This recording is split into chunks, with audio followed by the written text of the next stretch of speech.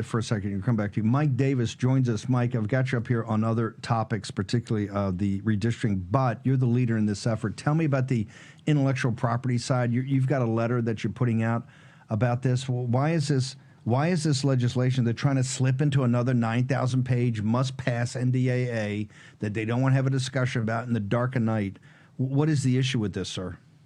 Yeah, here we go again. Remember back in late June, we saw the tech bros, big tech and their tech bros, try to push through this AI amnesty on must-pass legislation. And then we called them out with the War Room Posse. Article 3 Project teamed up with the War Room Posse, and this went down 99-1, including the lead sponsor, Ted Cruz, voting against his own measure. We're back at it again. We have Ted Cruz trying to push AI amnesty again. What they want to do is have federal preemption, they say, but they don't want any rules of the road. So they don't want state or local governments to be able to do anything about AI. But then when they do federal preemption, the federal preemption is just blanket amnesty because there's no state or local and there's no federal, right? If we're going to do federal preemption, it has to be done through legislation. It has to be done through the regular process, regular order where people can debate, they can vote, they can have amendments. And if you go through the regular process, we need to protect what I call the 4 C's. We need to protect conservatives from censorship. We have to protect children from predators. We have to protect creators from copyright theft, and we have to protect communities. So, for example, as you were saying, Steve, we don't put data centers in the middle of residential neighborhoods. We don't jack up energy prices all over America to fuel these AI data centers, and then we leave working class Americans who can barely make ends meet left footing the energy bills because of these energy spikes from these AI centers. We cannot repeat the mistakes that we made back in 1996 with Section 230, this amnesty we gave to the tech platforms that led to the trillion-dollar big tech monopolists, Google, Amazon, Facebook, and Apple, that crush conservatives, shutter small businesses, and destroy our economy and destroy competition. We cannot allow that to happen. This AI amnesty is Section 230 on steroids, and we cannot have it where we're trying to jam this through Congress and must pass legislation in the middle of the night again. I don't understand why these big tech platforms are scared of the regular legislative process. If they think that they have such a great idea, why can't they have debates and votes and amendments on it?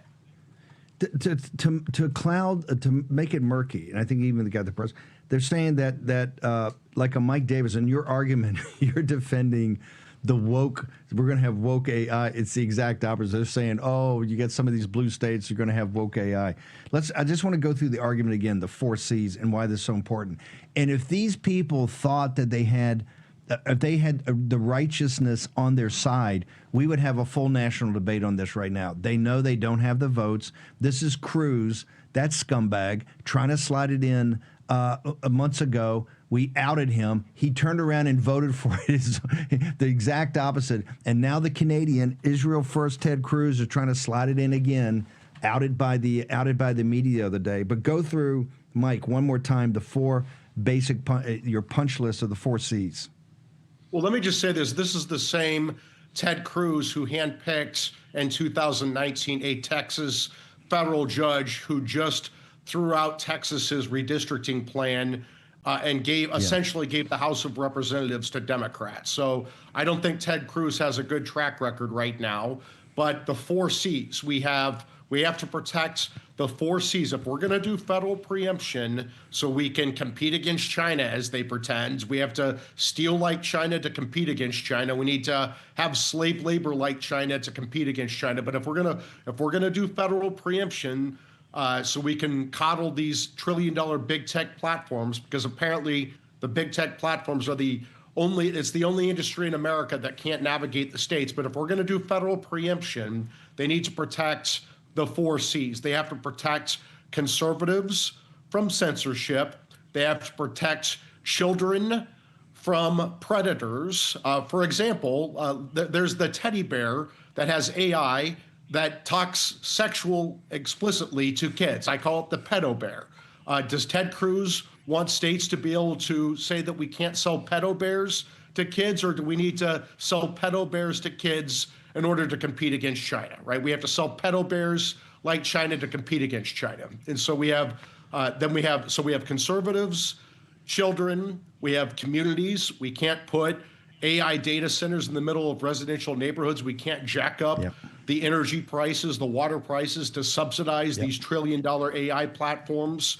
And then we need to protect creators, content creators. We can't rip off every copyright in America to so-called train their machines. We have to steal like China to compete against China. We need to rip off these copyrights so every creator in America doesn't get compensated for their copyrights and they go out of business. So we can compete against China. So we can make the big tech platforms trillions of dollars. Hell no. Where do people go on Article 3 right now? Because we're going to the ramparts all day today. We only got a day or two to get on top of this because they're trying to slide it in the middle of the night.